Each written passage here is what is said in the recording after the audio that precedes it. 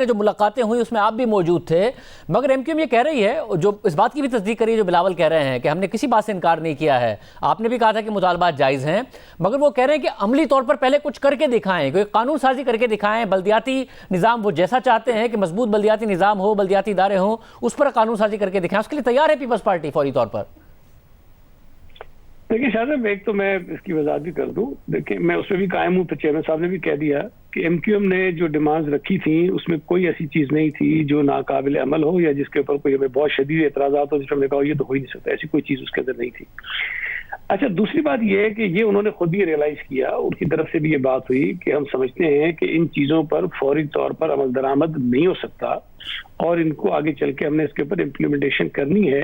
लेकिन ये था कि कुछ चीजों में हम कोई टाइम फ्रेम तय कर लें कि जी कितने अर्से में ये काम होगा। मिसाल के तौर पर जैसे कह रहे हैं कि अमेंडमेंट्स करनी है, अब जाहिर है कि अगले 1-2 दिन के अंदर तो अमेंडमेंट्स नहीं हो सकती। असेंबली में ऑलरेडी चीज पेश हुई थी, फिर एक कमेटी बनी असेंबली में जिसमें तमाम अपोजिशन की जो पार्टीज हैं उनको नुमाइंदगी हासिल है। अब एमक्यूएम के साथ हम इंगेज हुए हैं, तो अगर एमक्यूएम अलग हमसे बैठ के बात करना चाहेगी तो हम उस पर भी बात कर लेंगे। तो वो काम 1-2 दिन में होने वाला नहीं है।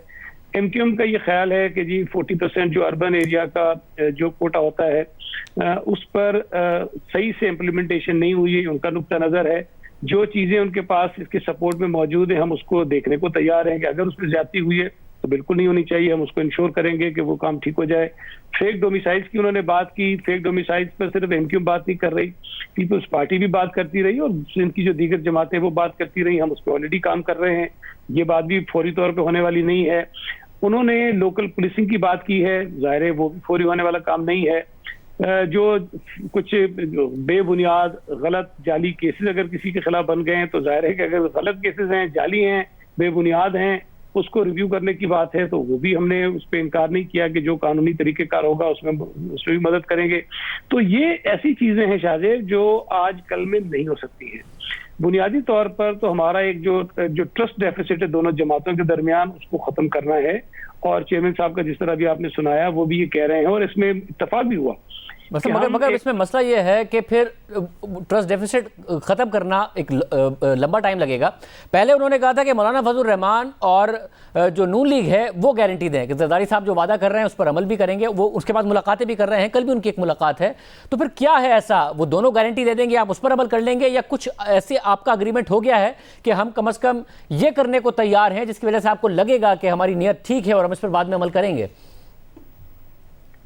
देखिए शायद पहली बात तो यह है कि जो हमारी 2 मीटिंग्स हुई उसमें उनकी तरफ से ये बात बिल्कुल नहीं आई कि जी किसी को गारंटर होना चाहिए। बिल्कुल कतई तौर पर किसी किस्म की कोई ना बात हुई, ना इस किस्म का कोई इशारा आया।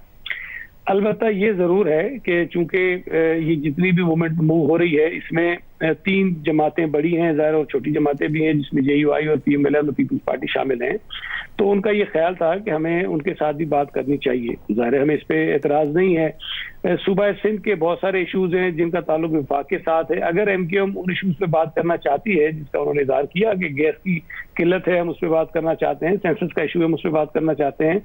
अच्छा, ये तो वो चीज़ें हैं जिसमें पीपल्स पार्टी का अपना एक वाज़ेह मौक़िफ़ है और पीपल्स पार्टी और एमक्यूएम का मौक़िफ़ मिलता जुलता है।